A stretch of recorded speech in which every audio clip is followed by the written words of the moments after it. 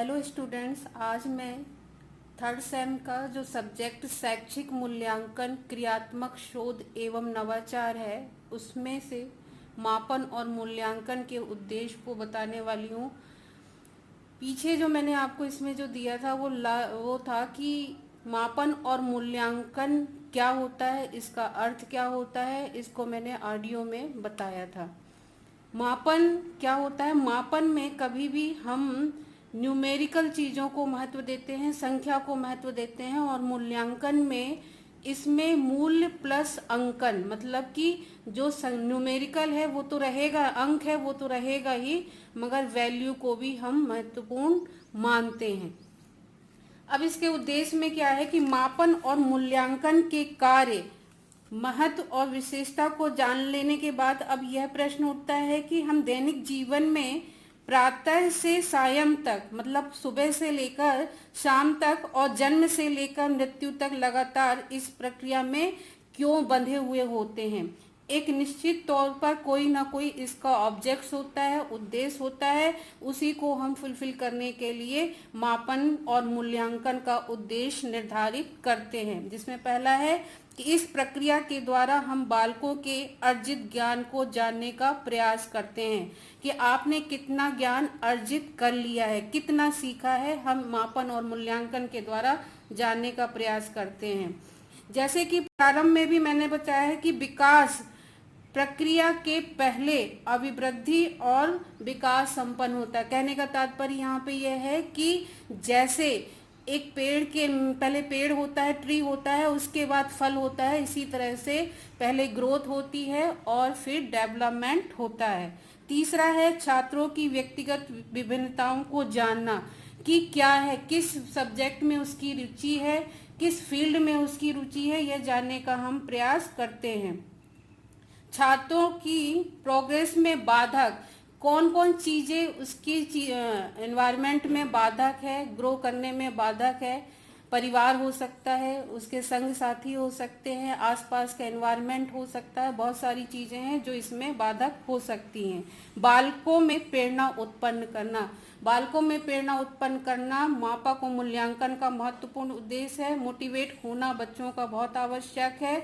शिक्षण अधिगम को प्रेरित करना, टीचिंग लर्निंग को प्रेरित करना। टीचिंग मेथड के लिए, लर्निंग के लिए बहुत सारी मेथड्स और विधियाँ होती है, टेक्निक्स होती हैं, टेक्नोलॉजी होती है, जिसके माध्यम से उन्हें समझाने का प्रयास करना चाहिए। शिक्षण विधि में सुधार लाना, पहले आपने देखा होगा कि प्राचीन काल में टीचर सेंटर में रहता था और बालक जो है आउट में रहता था, मतलब कि वो बाहर रहता था, सिर्फ गुरुओं के, टीचर के, शिक्षक की बात को सिर्फ वो सुनता रहता था। मगर आज का समय चेंज हो गया है, अब हम सेंटर में बालक को रखते हैं और उन्हीं के अनुसार शिक्षण मेथड को लाने का प्रयास करते हैं कैरिकुलम में और हर सब्जेक्ट में। तो आज का समय जो कैसा है, बालक जो है सेंटर में रहता है।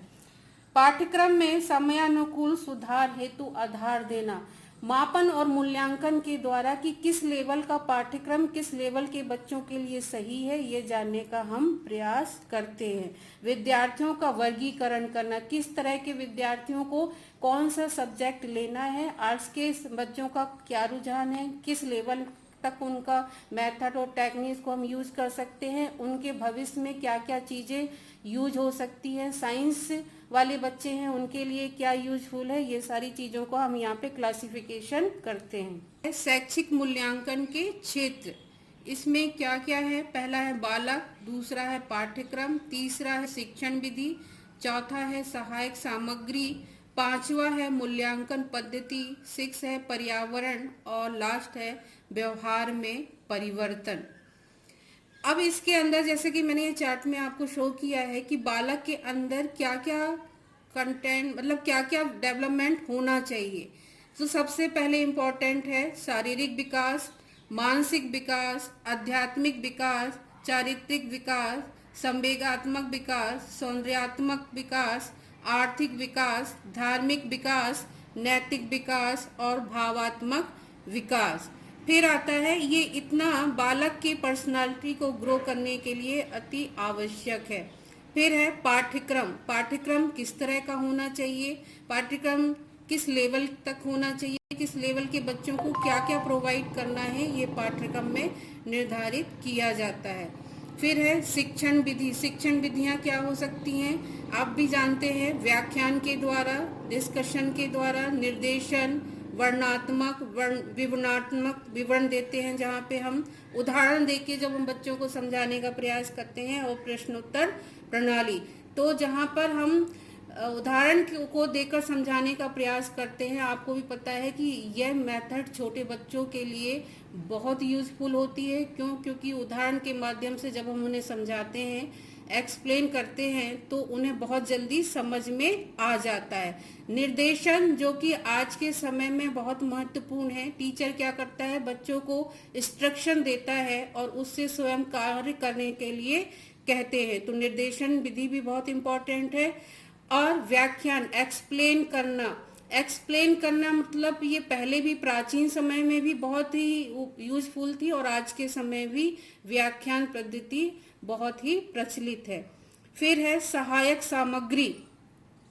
सहायक सामग्री में हम क्या लेते हैं, सहायक सामग्री में टीचिंग के लिए जो टीचिंग एड्स होंगे या जो मैप होगा ग्लोबल दिखाने के लिए, वो चीज़ों को हम यूज कर सकते हैं। और यहाँ पे पर्सनालिटी को ग्रो करने के लिए हम बच्चों को क्या प्रोवाइड करवाते हैं, कुछ प्रतियोगिताएं निर्धारित करते हैं जिसके माध्यम से उनकी पर्सनालिटी ग्रो होती है, जैसे वाद विवाद, खेल कूद। और सहायक सामग्री में और भी बहुत सारी चीजें हैं जो मैं कभी आगे चल के आपको समझाने का प्रयास करूंगी। फिर है मूल्यांकन पद्धति। मूल्यांकन पद्धति में किस तरह से हमें मूल्यांकन करना है, ओरल करना है, लिखित में करना है, या एक्सपेरिमेंट द्वारा करना है, किस तरह से हमें बच्चे का मूल्यांकन करना है। पर्यावरण, आसपास का वातावरण कैसा है, ये जानने का हम प्रयास करते हैं, और अच्छा वातावरण प्रोवाइड करने के लिए प्रयास रहते हैं, तभी बालक के व्यवहार में परिवर्तन हो सकता है। तो व्यवहार में परिवर्तन, ये सारी चीजों के बाद ही एक बालक के व्यवहार में परिवर्तन आता है। तो ये मापन और मूल्यांकन का जो शैक्षिक मूल्यांकन का क्षेत्र है, वो इतनी सारी चीजों के बाद किसी बालक के व्यवहार में परिवर्तन आता है। तो हम इन निष्कर्ष पे पहुंचते हैं कि मूल्यांकन के क्षेत्र में अध्यापक अपनी महत्वपूर्ण भूमिका को निभाता है। क्यों कि शैक्षिक उद्देश्य की प्राप्ति पूर्ण रूप से किस सीमा तक हो रही है, मतलब कि आपने कितना सीखा है, अगर नहीं सीख पा रहे हैं तो उसमें क्या सुधार लाया जाए। व्यक्तिगत रूप से विद्यार्थी ने उद्देश्यों को किस सीमा तक प्राप्त कर लिया है जिससे त्रुटियों का निदान किया जा सके। पर्सनल रूप से विद्यार्थी ने जो आपका ऑब्जेक्ट्स है, गोल है, उसको किस लिमिट तक आपने प्राप्त कर लिया है। अगर आपने प्राप्त नहीं किया है, तो आप में यदि कुछ एरर है तो इन एरर्स को किस तरह से दूर किया जाए, इसका प्रयास एक टीचर ही करता है। अब है आगे functions of measurement and evolution. इसमें मापन के कार्य क्या है और मापन और मूल्यांकन के कार्य क्या है। तो मापन के कार्य में क्या है कि इसको भी डिवाइड किया गया है, जैसे कि पूर्व कथन, आप इसमें मैप में देख सकते हैं, निदान, तुलना, चुनाव एवं वर्गीकरण, अनुसंधान। अब इसमें पूर्व कथन में क्या है कि पूर्व कथन हम क्यों करते हैं। पूर्व कथन का अर्थ है वर्तमान के आधार पर भविष्य की संभावनाओं की ओर संकेत करना। जैसे आपका सब्जेक्ट मैथ है, मैथ में आपको इंटरेस्ट अच्छा है या आपके स्कोरिंग बहुत अच्छी हो रही है, जिसको देख के टीचर कह सकता है, आपको पूरा परफॉर्मेंस देखकर एक टीचर ये अनुमान लगा सकता है कि आप मैथ में बहुत अच्छा आगे जाके कर सकते हैं। इसे ही हम कहते हैं पूर्व कथन। निदान क्या है कि शिक्षा के अंतर्गत छात्रों को अधिगम संबंधी समस्याएं हमेशा आती हैं। इसका निदान कौन करता है, एक टीचर करता है कि आपको इसमें क्या प्रॉब्लम है, वो प्रॉब्लम को कैसे समझते हैं, आपका मूल्यांकन करके, और फिर आप जिस फील्ड में आप वीक हो उसका निदान टीचर करता है। इसमें दो तरीके से कठिनाइयाँ हो सकती हैं, सामान्य कठिनाइयाँ और विशिष्ट कठिनाइयाँ। सामान्य कठिनाइयों के निदान हेतु अनेक प्रकार के परीक्षणों का निर्माण किया जाता है। उदाहरण के लिए आप समझ सकते हो कि वाक्यों के अर्थ समझने की योग्यता, शब्दार्थ का ज्ञान इत्यादि ये सामान्य कठिनाई है। और फिर अगर मैं बात करूं विशिष्ट कठिनाइयों की, तो इसमें आएगा सुनना, बोलना, देखना। विशिष्ट कठिनाइयां हैं, छात्रों में इसका पता संबंधी परीक्षणों के माध्यम से लगाया जाता है। कैसे पता लगाया जाता है? इसके परीक्षणों के माध्यम से लगाया जाता है, उसके बाद उसके निदान की व्यवस्था की जाती है। साइकोलॉजिकल टेस्ट होते हैं या मूल्यांकन के द्वारा उनकी कठिनाइयों का पता लगा के और फिर विशिष्ट कठिनाइयों का निदान किया जाता है। नेक्स्ट है तुलना। व्यक्तिगत विभिन्नता प्रकृति का शाश्वत नियम है। मापन प्रक्रिया से प्राप्त परिणाम विभिन्न चरों की तुलना करना तथा व्यक्तिगत विभिन्नता के अध्ययन में सहायक होते हैं। जैसे बुद्धि मापन की सहायता से प्रतिभाशाली या मंद बुद्धि बालकों को जो हमारे एवरेज बालक होते हैं उनसे अलग करती है। मतलब कि एवरेज बालक हमेशा एवरेज रहेंगे, उनसे मंद बुद्धि वाले बालक नीचे होते हैं और प्रतिभाशाली बालक जो होते हैं उनसे ऊपर होते हैं। चुनाव तथा वर्गीकरण करना। वर्गीकरण के लिए भी मापन प्रक्रिया का प्रयोग किया जाता है। सेना में, संस्थाओं में, विद्यालयों में प्रवेश आदि के लिए परीक्षणों के माध्यम से लोगों का हम चयन करते हैं। फिर है आगे अनुसंधान। अनुसंधान कार्य में व्यापक रूप से परीक्षणों का प्रयोग किया जाता है।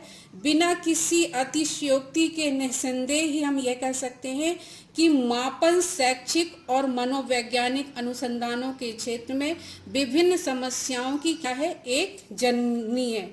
अब है मापन मूल्यांकन के कार्य, जिसमें वेरी इंपॉर्टेंट है ये आपके लिए भी, शैक्षिक कार्य, प्रशासनिक कार्य और निर्देशन कार्य। इसमें क्या है, शैक्षिक कार्य अध्यापक द्वारा निर्मित है और प्रशासनिक कार्य कैसा है, मानकीकृत परीक्षण द्वारा संपन्न है, नॉर्म्स के द्वारा जिसे हम कह सकते हैं। निर्देशन भी नॉर्म्स के अकॉर्डिंग संपन्न होता है।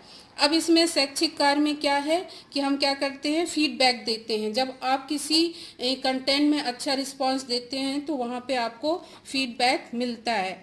मानकीकृत में क्या होगा, इसमें क्वालिटी कंट्रोल, मापन के द्वारा संस्था की गुणवत्ता का ज्ञान तुलनात्मक दृष्टि से संभव है। यहाँ पे क्वालिटी को हम जजमेंट करते हैं। फिर इसमें निर्देशन कार्य में क्या है, एजुकेशनल गाइडेंस है। एजुकेशनल गाइडेंस में ये होगा कि आप किस फील्ड में अच्छा कर रहे हो, यहाँ पे एक टीचर गाइडेंस आपको करता है और बताता है कि आप किस क्षेत्र में जा सकते हो।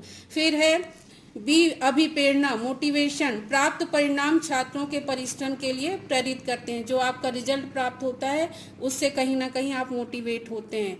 फिर इसमें बी में अनुसंधान, विभिन्न प्रकार के शैक्षिक अनुसंधान भी में इसकी भूमिका होती है मापन और मूल्यांकन में। व्यावसायिक निर्देशन के माध्यम से आप किस व्यवसाय में जा सकते हो ये बताने का प्रयास किया जाता है।